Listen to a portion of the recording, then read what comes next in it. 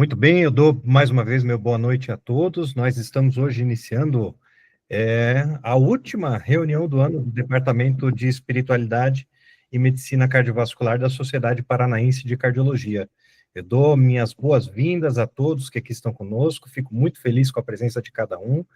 Essa reunião vai ficar gravada, mas para posteriormente todos poderem assistir quando nós disponibilizarmos no canal do YouTube da Sociedade Paranaense de Cardiologia. Hoje, nós trouxemos um tema que vai tratar justamente de uma necessidade básica, e não só dos médicos, mas de todos os profissionais de saúde, que é o bem-estar dentro do exercício da profissão, e o quanto isso impacta na humanização do atendimento, né? Essa foi, na verdade, uma aula, vamos dizer assim, improvisada, porque nós teríamos a participação da doutora Viviana Lenk, que é presidente do Departamento de Cardiologia da Mulher, aqui da Sociedade, mas ela justamente coordenou um simpósio agora recentemente, no final de semana retrasado, e assoberbada com muita coisa, eu ajudei ela nesse sentido, nós dois vamos ajudar ela nesse sentido, de trazermos essa substituição para vocês, e na verdade esse tema vai muito ao encontro do próprio tema que ela iria abordar, que seria a saúde, a espiritualidade e a saúde cardiovascular da mulher, porque essa foi uma apresentação feita no simpósio de cardiologia, mulher e coração, que ela coordenou recentemente. Então, é bastante interessante essa temática para um tópico muito importante ser tratado, que é a saúde cardiovascular da mulher, e aqui, de uma maneira geral, do médico e dos profissionais de saúde, né? A programação eu vou fazer uma rápida apresentação dessa aula, de no máximo aí uns 20 minutos, né?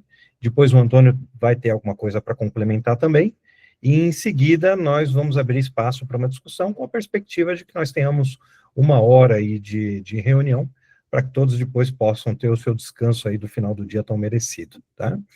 Então, sem mais nada para acrescentar, eu vou compartilhar aqui com vocês minha janela. Muito bem, então, pessoal, olha, vamos tentar deixar isso bastante leve. Eu acho que a ideia é trazer uma conscientização da importância da nossa própria saúde como peça fundamental no cuidado do próprio paciente, inclusive, né?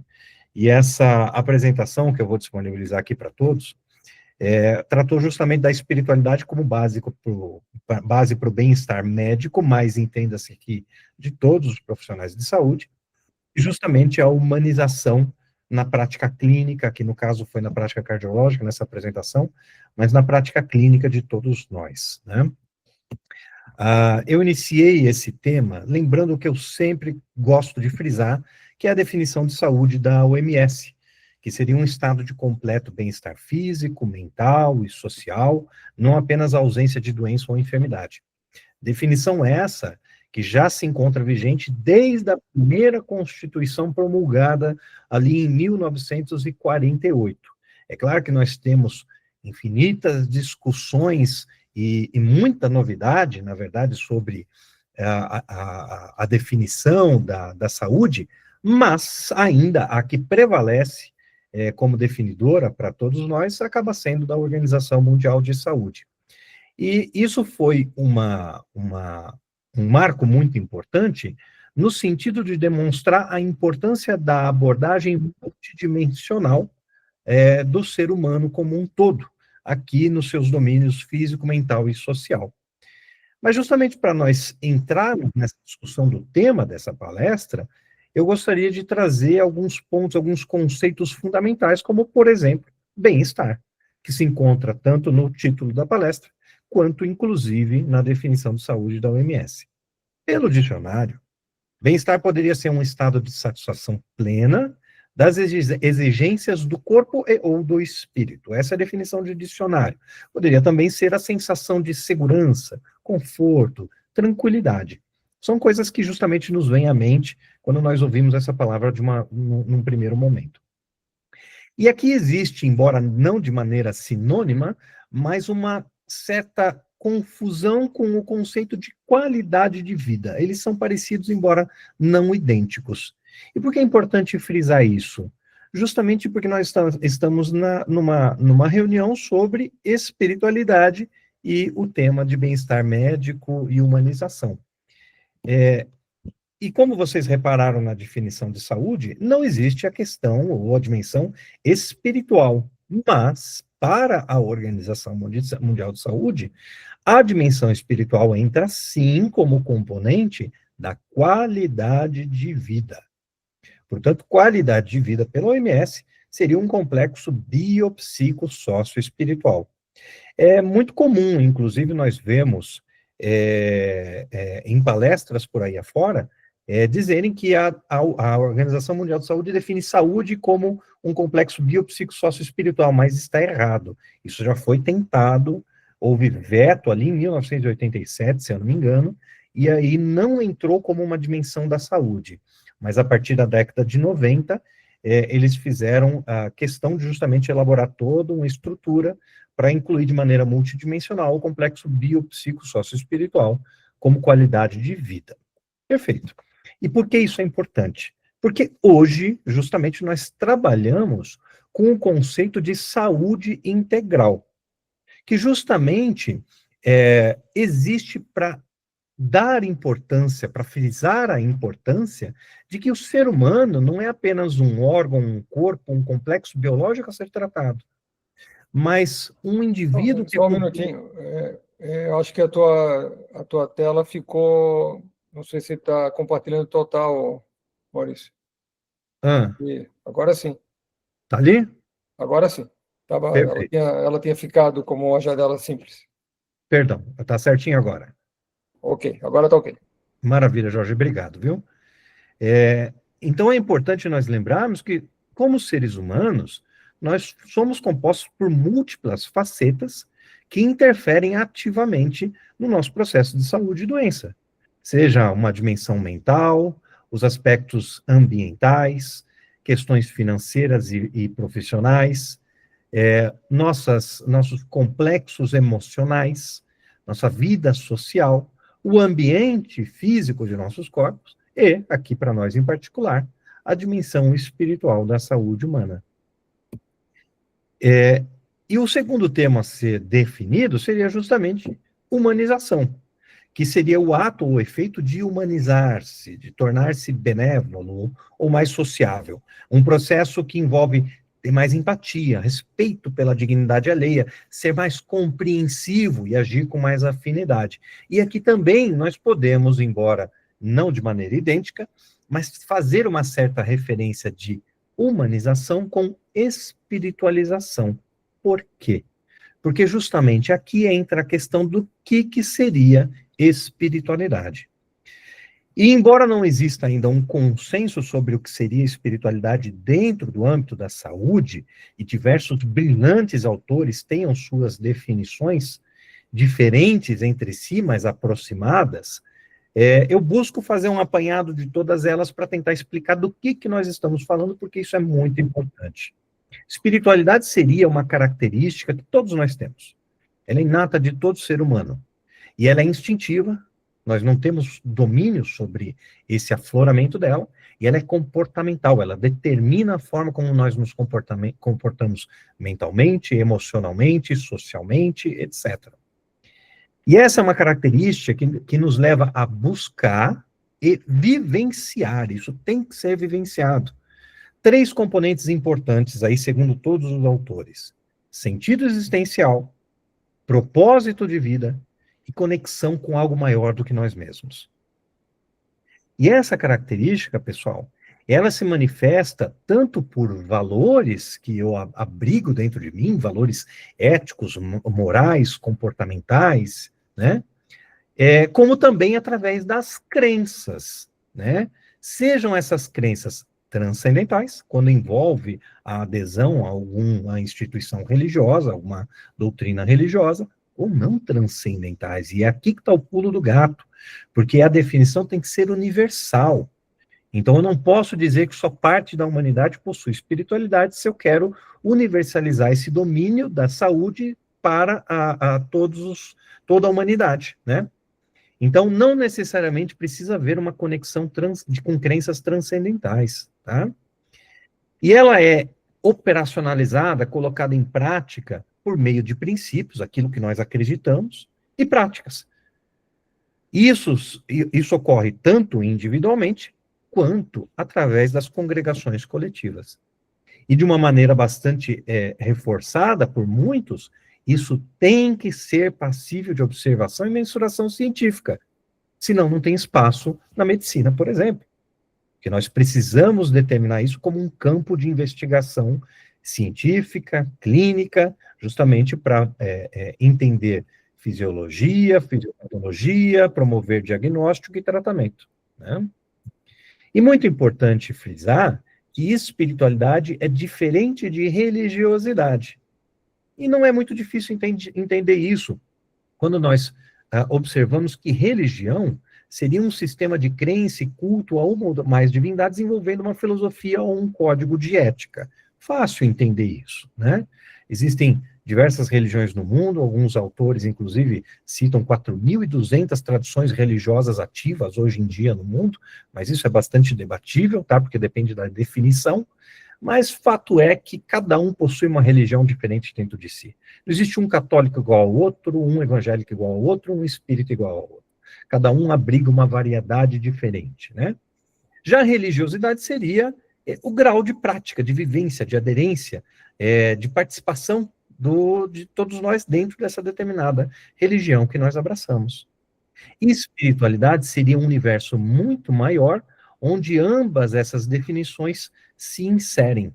Agora vejam que existe um detalhe bem interessante, que se vocês observarem aqui, os universos da religiosidade, ou melhor dizendo, os grupos da religiosidade e da religião, ficam um pouquinho fora uns dos outros.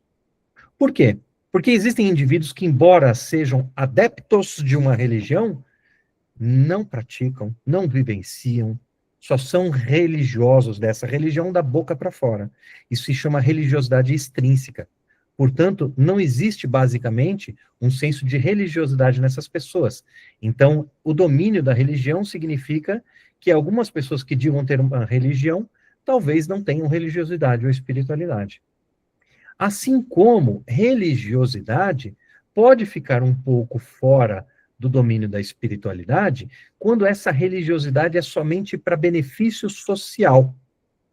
Quando não existe uma vivência interna dessa religião, desse senso de religiosidade, através da prática desse indivíduo. Porque daí ele foge daquela definição de espiritualidade.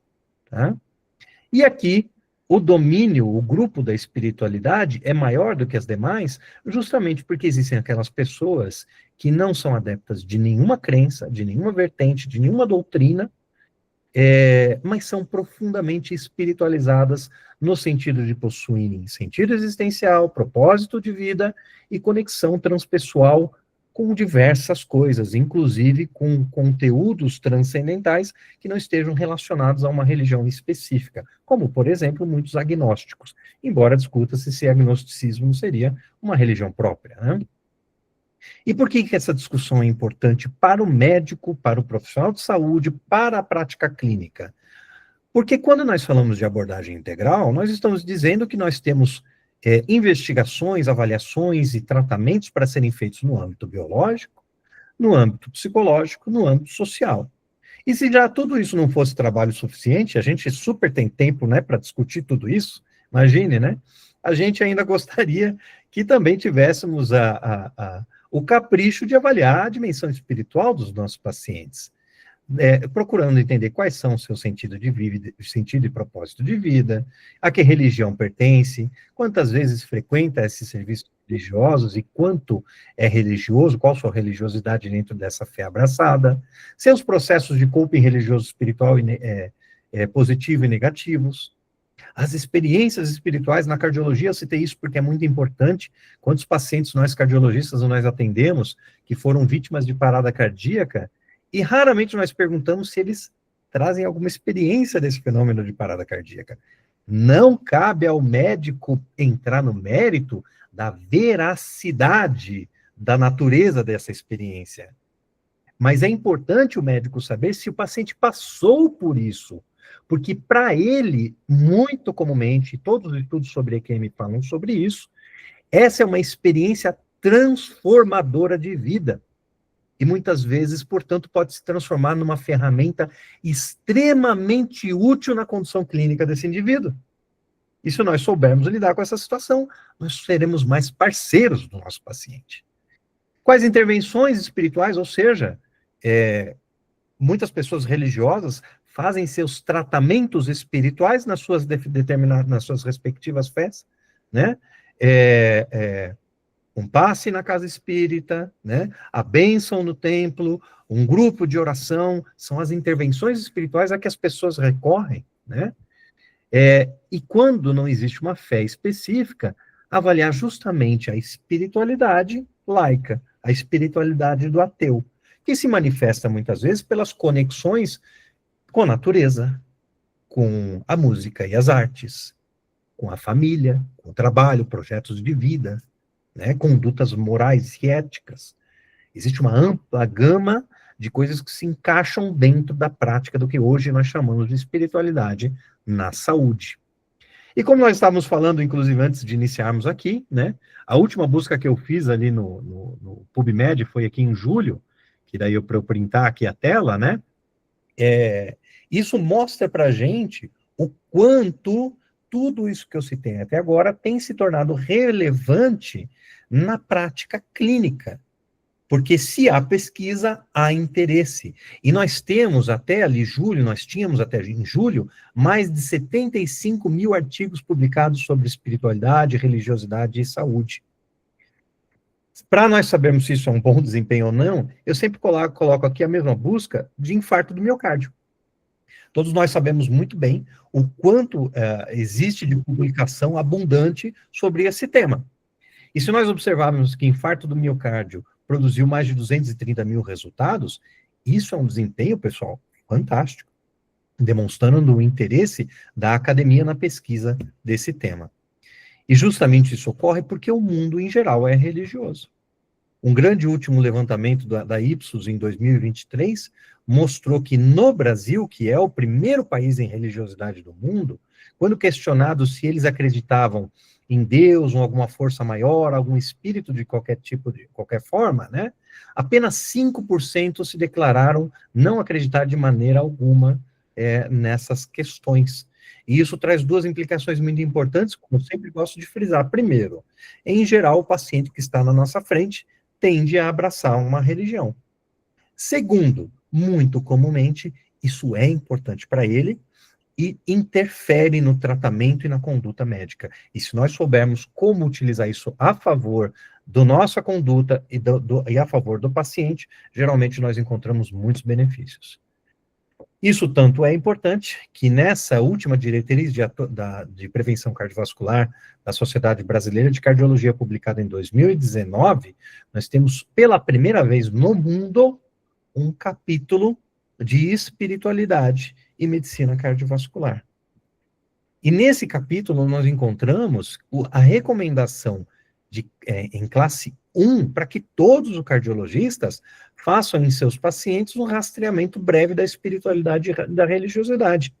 Mais importante ainda, quando haja doença crônica, ou seja, todos os nossos pacientes, né? Quais dos nossos pacientes cardiológicos não possuem doenças crônicas, né? Ou doenças de prognóstico reservado, que devemos fazer, inclusive, uma avaliação mais aprofundada através da anamnese espiritual. Isso foi tratado de uma maneira bem mais aprofundada numa edição inteiramente dedicada à espiritualidade e cardiologia da revista da SOCES, publicada em 2020, tá? Então vale a pena depois revisar os artigos, são diversos artigos sobre o tema, que nos ajuda a entender como fazer todo esse processo de abordagem do paciente. Muito bem, essa introdução toda foi justamente para nos lembrar de que, a partir do momento que nós temos consciência da importância da espiritualidade e da religiosidade na condução dos nossos pacientes, seria antiético deixarmos de abordar esses aspectos, deixar de fora esses aspectos das nossas condutas, das nossas práticas clínicas. Por quê? Porque todos nós queremos, sim, seguir a orientação do grande Dr. William Osler, o pai da clínica médica, que criou a residência médica, né? Ele dizia que o bom médico trata as doenças, Mas o grande médico trata o paciente, e tratar o paciente é justamente realizar aquela abordagem integral que nós falávamos ali anteriormente.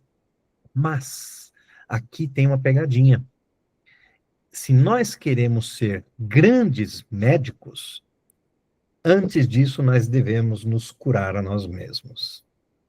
E isso não é uma frase religiosa, embora nós conheçamos ela essencialmente do Evangelho de Lucas, né, na Bíblia. Mas esse é um aforisma que já era dito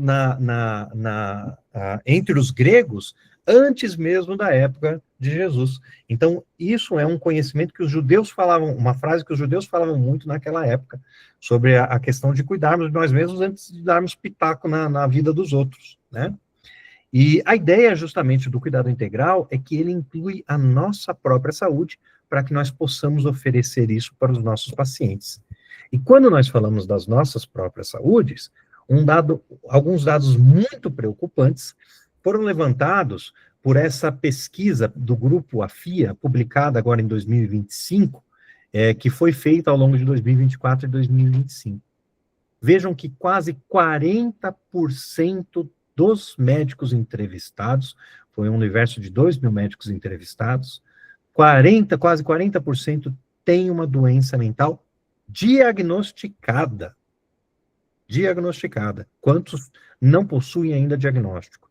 Sendo que aqui, inclusive, para a palestra que foi dada dentro do Simpósio de Cardiologia da Mulher, um claro e evidente predomínio das mulheres dentro desse universo de saúde e doença mental. 22% dos médicos entrevistados possuíam depressão, 33% ansiedade e quase 7% diagnóstico de síndrome de burnout. E eu levantei o ponto de que provavelmente essa percentagem deva ser, na realidade, muito mais alta, justamente porque a pergunta que foi feita é: quanto ao diagnóstico de síndrome de burnout, marque a alternativa que melhor se adequa ao seu estado atual. E a resposta tratava de saber se tinha ou não um diagnóstico. Agora, muitas vezes, nós não fazemos a avaliação e os questionários para sabermos se estamos em síndrome de burnout. Outro ponto que foi levantado pela nossa colega, nossa psicóloga Ana Guiacha, foi que muitas vezes o burnout não é feito porque o grau como é que eu poderia dizer, mais aprofundado da síndrome de burnout, que é a despersonalização, ele acaba muitas vezes não acontecendo de uma maneira rápida na profissão da saúde, né? Mas nós concordamos que provavelmente esse dado seja maior, né? Esse valor seja maior. Traz para todos os 3 quadros trazidos aqui nessa apresentação, as mulheres predominam nesses diagnósticos, demonstrando o sofrimento emocional porque passam predominantemente. Desses entrevistados, pessoal, quase 1% deles, né, foi internado nos últimos 2 meses por doença mental. Olha que tristeza. Quase 7% precisaram ser afastados do trabalho nesse período, né, por algum período de tempo dentro desses 12 meses. E todos nós sabemos que se nós não trabalhamos, nós não ganhamos, né? Quase 47% declararam que o nível de estresse vem aumentando, com 71% dizendo que havia comprometimento dos relacionamentos pessoais fora do ambiente de trabalho, 60% deles dizendo que o desempenho no trabalho estava sendo comprometido pelo quadro de saúde mental. E olha que tristeza, 32% dizendo que já haviam cometido erros médicos por conta da saúde mental prejudicada. E quando nós falamos sobre saúde mental, abordarmos a questão da espiritualidade, eu sempre gosto de trazer o estudo super clássico do Interheart, publicado ali em 2004, do qual o Brasil foi participante, que procurou investigar quais eram os fatores predisponentes para se ter um infarto, né? E eles encontraram que 90% a 94% do risco se devia a colesterol alto, tabagismo, obesidade, diabetes, hipertensão, sedentarismo, má alimentação, uso de álcool e, aqui é o que eu ressalto, fatores psicossociais. Fatores psicossociais, entendamos estresse e depressão. E esse destaque vem porque eles foram responsáveis por 33% do risco para se ter infarto, segundo o estudo Interheart. Eles tiveram mais impacto do que a maioria dos fatores, exceto por tabagismo e dislipidemia. Então, vejam como é importante nós atentarmos para os fatores psicossociais dos nossos pacientes na prevenção das doenças, não só na questão do infarto. E essa correlação foi muito bem demonstrada, da importância de, inclusive, avaliarmos a espiritualidade com vistas à abordagem dos fatores psicossociais, quando nesse brilhante artigo do Dr. Harold Koenig, publicado ali em 2012, ele justamente trouxe diversas correlações entre espiritualidade e saúde, mas fundamentalmente demonstrando ali que quanto maior a espiritualidade, menores foram os índices de depressão e ansiedade. De uma maneira bastante objetiva, né, o impacto que a espiritualidade tem na saúde é muito bem representado por esse estudo, um braço do Nurses Health Study, um estudo que avaliou a associação de frequência a serviço religioso com mortalidade entre mulheres. Então, esse estudo se encontra aqui de uma maneira especial por conta do simpósio que foi realizado na saúde cardiológica da mulher, né? Foi uma corte prospectiva de 20 anos de duração, haja paciência para conduzir um estudo com esse tamanho, com essa duração, acompanhando quase 75 mil mulheres que não possuíam, no início do estudo, no recrutamento, doença cardiovascular ou câncer. E vejam que fantástico isso daqui. O que eles encontraram? Que quanto mais elas iam aos seus serviços religiosos, sejam eles quais forem, sinagoga, igreja, mesquita, templo, né? Menor era a mortalidade geral, menor era a mortalidade cardiovascular, menor era a mortalidade oncológica. Isso foi dose dependente. E quanto dose dependente? Então, para nós pegarmos o melhor resultado possível, né? O grupo de mulheres que lá no início do recrutamento frequentavam pelo menos uma vez por semana e continuaram frequentando uma vez ou mais, comparadas com as mulheres que não frequentaram e continuaram não frequentando, houve uma correlação de risco ali com 50% menor mortalidade geral. Isso é um absurdo de impacto. Então, isso nos demonstra justamente a importância que a espiritualidade e a religiosidade têm na vida das pessoas com relação aos seus desfechos de saúde. Como que nós podemos negligenciar isso, né? E aí, quando nós falamos de saúde médica, para nós começarmos a fechar justamente todo esse novelo, um conceito bastante importante que eu quero trazer é o conceito de modelagem ou de aprendizado vicariante. O que é isso? É a capacidade que todos nós temos durante toda a nossa vida de aprender observando e imitando o comportamento e as consequências que as outras pessoas fazem ao nosso redor. As crianças são o exemplo disso, né? São umas esponjas comportamentais, mas nós fazemos isso também. Ou vai me dizer que o marido não começa a ficar igual a mulher e a mulher não começa a se comportar igual ao marido com o passar do tempo? Nós sabemos muito bem como é que isso funciona. E por que isso é importante para o médico ou para o profissional de saúde de uma maneira geral? Porque diversos artigos demonstram, inclusive, que aquilo que eu faço de bom eu costumo transferir para o meu paciente no sentido de uma melhor avaliação e melhor orientação. Tanto é que, por exemplo, profissionais de saúde que têm hábito de ingerir bebida alcoólica investigam menos esse hábito nos seus pacientes. E isso se desenha também da mesma maneira quando, por exemplo, nós avaliamos peso, quando nós avaliamos exercício físico, cigarro e cuidados, estilo de vida com relação a cuidados hipertensivos. Então, isso significa que o seguinte, o médico que fuma, o psicólogo que fuma, o fisioterapeuta que fuma, ele, em geral, pergunta menos, pergunta pouco, orienta menos com relação à necessidade de mudança desse hábito. Isso se chama justamente a modelagem, no sentido de que o paciente, ao exatamente interagir comigo nesse processo, vai absorver de mim as condutas que ou ele observa, ou eu, através da minha fala, exponho para ele, né? Portanto, o que nós precisamos fazer para que sejamos éticos na abordagem integral dos nossos pacientes, ao tratá-los de maneira biopsicossocioespiritual, no intuito de sermos grandes profissionais de saúde. O que nós precisamos fazer para que possamos estar bem, para justamente levar toda essa abordagem de uma maneira excelente para os nossos pacientes? Uma dica bastante interessante do que fazer vem do programa de florescimento de Harvard, que foi conduzido, liderado pelo Dr. Tyler Vanderwill, um dos maiores estatísticos do mundo, que nesse artigo seminal, aqui on the Promotion of Human Flourishing, ele traz o conceito de florescimento, que já é tratado por outros autores anteriormente, mas que aqui foi definido como um estado em que todos os aspectos da vida de uma pessoa estão bons, ou seja, bem-estar. Então vejam que aqui é um outro sistema do quê?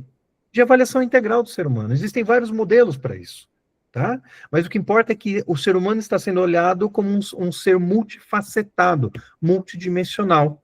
E que dimensões são essas? E aqui eles tratam de domínios. A dimensão da felicidade. Pois não é de Harvard que vem o estudo mais antigo em andamento que nós temos até hoje, que é o estudo da felicidade, né? A saúde física e mental, vejam que o que define, inclusive, profissões inteiras, está aqui só como um domínio do florescimento, né? Significado e propósito, que é onde entra a dimensão espiritual. Caráter. O caráter, por quê? Por causa da modelagem, né? Nosso caráter influencia os outros e os outros influenciam a nós, né? E isso influencia como nós lidamos com as coisas do mundo. As relações sociais próximas, que foi o encontro da felicidade, foi que o estudo da felicidade de Harvard encontrou como principal fator para ser feliz no mundo, e a estabilidade financeira, que afinal de contas, tudo isso fica mais difícil quando a gente não tem dinheiro nem para comer, né? Então, pessoal, dito isso, como que nós fechamos toda essa questão com relação à nossa saúde, ao nosso bem-estar, de maneira a levar uma humanização do atendimento através da abordagem integral dos nossos pacientes, de uma maneira a levar isso para eles quando nós estamos bem. Tudo o que foi dito a respeito do benefício da espiritualidade para os nossos pacientes se aplica para nós também. Então, como eu disse lá na minha palestra, quem sou eu para dar dica ou conselho para quem quer que seja? Mas as evidências são suficientes para dar bons conselhos. E as evidências nos trazem o seguinte, que é importante que nós cultivemos a nossa espiritualidade, seja ela qual for. Mesmo que eu não tenha uma religião, uma religiosidade. A espiritualidade, ela é exercida de diversas maneiras. Eu devo focar principalmente, dentro dessa minha espiritualidade, no coping positivo. Porque, sim, existe uma taxa de 8% a 14% de malefício que as religiosidades podem levar ao ser humano, através de diversos estudos, que são justamente através do coping negativo e sofrimento espiritual. Por exemplo, sensação de abandono por Deus, descrença, perseguição por entidades, isso tudo provoca dano na saúde mental do ser humano. Causa estresse, causa ansiedade, e isso leva a dificuldades. Nós devemos focar justamente naquilo que nos leva a utilizar a religiosidade como uma ferramenta positiva para a solução dos problemas, não negativa para a piora deles, né? A receita que todos nós devemos nos dar, inclusive dar aos nossos pacientes, é o exercício do perdão, da gratidão e da compaixão, que aqui não entram mais como meras palavras filosóficas ou religiosas, mas como resultados de diversos estudos publicados demonstrando desfechos em saúde benéficos através do exercício desses comportamentos. Depois, experimentem fazer uma busca sobre artigos para vocês verem a quantidade de estudos que existe sobre esse tema. A prática da meditação, justamente nos exercitando na atenção plena, na vivência do presente, é um dos maiores combatentes do estresse, da ansiedade e da depressão. E se nós tivermos a oportunidade de nos dedicar a isso, nós vamos colher bons frutos, não tenha dúvida. Inclusive, a American Heart Association possui um posicionamento sobre meditação e saúde cardiovascular. Só que para que tudo isso funcione, é importante que nós não nos mantenhamos num mindset fixo, ou seja, nós temos que entender que nós somos capazes de crescimento. E por incrível que pareça, por mais que isso pareça ser óbvio, não, todos nós sabemos que nós podemos mudar. Mas muitos de nós nos comportamos como se não fôssemos capazes de mudar. E isso é muito importante, existe diferença, convido ao estudo mais aprofundado, tem um livro muito legal que não está aqui ao meu alcance nesse momento, na pilha de livro que está aqui à minha volta, se vocês vissem, mas tem um livro bastante interessante sobre mindset, eu depois posso compartilhar com vocês. A vivência da natureza, da boa música, das belas artes, de boas viagens, de boas companhias, ocupa espaço, trazendo-nos boas experiências, substituindo o espaço daquelas que são ruins. E justamente isso com o foco de cultivarmos cada vez mais relações sociais saudáveis que nos permitam viver a felicidade, que foram elas que mais demonstraram impacto no cultivo dessa nobre virtude. E justamente tudo isso para que nós possamos cuidar de nós mesmos com o mesmo interesse, com a mesma paixão, com a mesma boa vontade que nós cuidamos dos nossos pacientes. Porque se nós não cuidarmos de nós mesmos, os nossos pacientes também irão sofrer. Então, pessoal, eu agradeço esse espaço, demorou um pouquinho mais do que eu queria, convido a quem for da Sociedade Paranaense de Cardiologia a participar do nosso DENCA, se ainda não está conosco. Quem não estiver, aí aqui para todos os profissionais de saúde, quem não estiver no nosso grupo de saúde e espiritualidade do Paraná, deixo à disposição para vocês também, que é um amplo espaço para nós debatermos e levarmos esse conhecimento. E caso alguém queira tirar alguma dúvida pessoal, conversar comigo, eu fico sempre à disposição, é uma alegria poder ser útil quando necessário. Obrigado, pessoal. Antônio e Jorge, deixo com vocês. Excelente palestra, Maurício. Acho que ficou bem posicionado. Acho que cada palestra que a gente acaba tocando num ponto fundamental e chegamos num momento que eu acho que é de suma importância.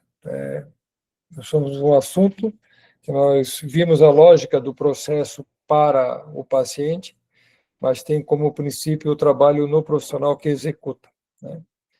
Então, até coloco aí agora o posicionamento de alguém queira perguntar algo e o nosso amigo Antônio colocar o posicionamento que ele tem em relação a isso, o que ele pensa em relação a esse trabalho que devemos fazer entre nós médicos, né, e os profissionais de saúde, no seu aperfeiçoamento para que possa, através dessa mudança, uma mudança de princípios internos, possa aí transpirar essa mudança no meio médico como um todo.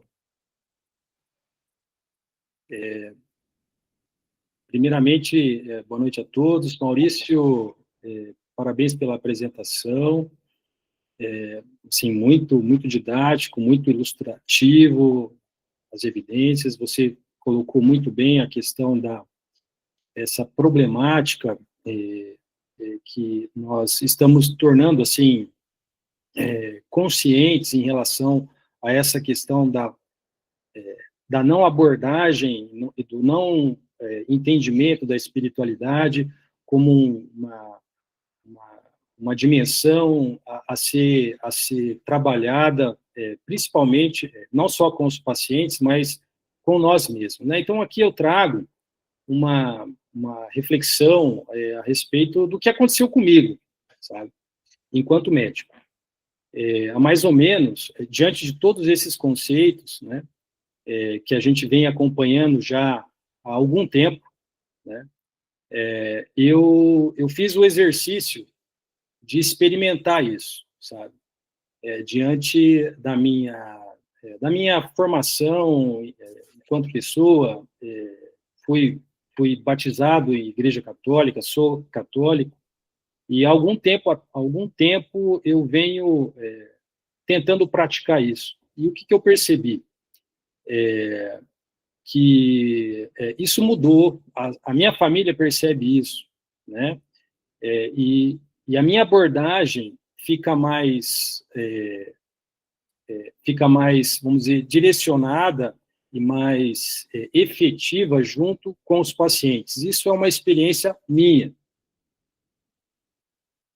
E eu vejo que dentro dessa experiência, o que traz a espiritualidade, a gente aprende muito até com os ateus, né, que não têm não tem religião, mas eles dão valor a cada momento, como este momento que nós estamos vivendo agora, né, de compartilhamento, de conhecimento, de busca pelo conhecimento, e que traz sentido à nossa vida enquanto médicos, enquanto praticantes aí da medicina. Como o exercício físico, né? O exercício físico é uma atividade, a atividade física é uma mudança, um estilo de vida, um estilo de comportamento que traz benefícios à saúde. No começo, muitas vezes, ele não faz, é difícil ir, é difícil praticar, dói, enfim, mas com o passar do tempo, esse exercício, ao longo do tempo, ele vai trazendo benefício e você vai colhendo esse fruto. Então, eu tive essa experiência comigo a partir do momento que eu comecei a exercitar a minha espiritualidade um pouco mais consciente, em cada momento, inclusive agora falando com vocês. Então, dentro desse contexto, o Maurício trouxe uma realidade preocupante na nossa área de atuação, na medicina, em relação ao estresse do trabalho, e que isso prejudica não só a nós mesmos, mas também os nossos pacientes. Trouxe resultados de inúmeros estudos aí mostrando o benefício da espiritualidade, da busca da espiritualidade, em diversos estudos, relacionando, inclusive, com a questão no caso mostrando que a saúde mental em relação à depressão, estresse, raiva, depressão, aumenta significativo o risco cardiovascular, não só cardiovascular, mas também de outras doenças, como câncer. Comportamentos, né, comportamentos como gratidão, perdão, estão, inclusive, documentados em alguns estudos de neurociência, mostrando áreas cerebrais que são compatíveis com áreas quando a religiosidade ela é praticada, ou a meditação é praticada, mostrando, inclusive, em resultados de estudos, o benefício que isso traz para a saúde, não só cardiovascular, mas dentro da nossa área, a saúde cardiovascular são essas as evidências que a gente tem mais palpável, né? Então, eu vejo que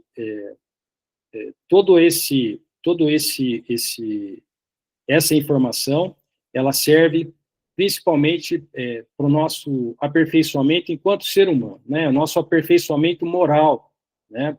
E isso tem mostrado que traz significado na nossa prática clínica e para o bem-estar de todos que estão à nossa volta, inclusive o nosso bem-estar. Então, eu encerro a minha fala aqui, me coloco também à disposição. Jorge, o pessoal que quiser perguntar, quiser colaborar, fique à vontade, pode abrir, chamar aí na setinha, na mãozinha, que estamos, assim, ansiosos para vocês.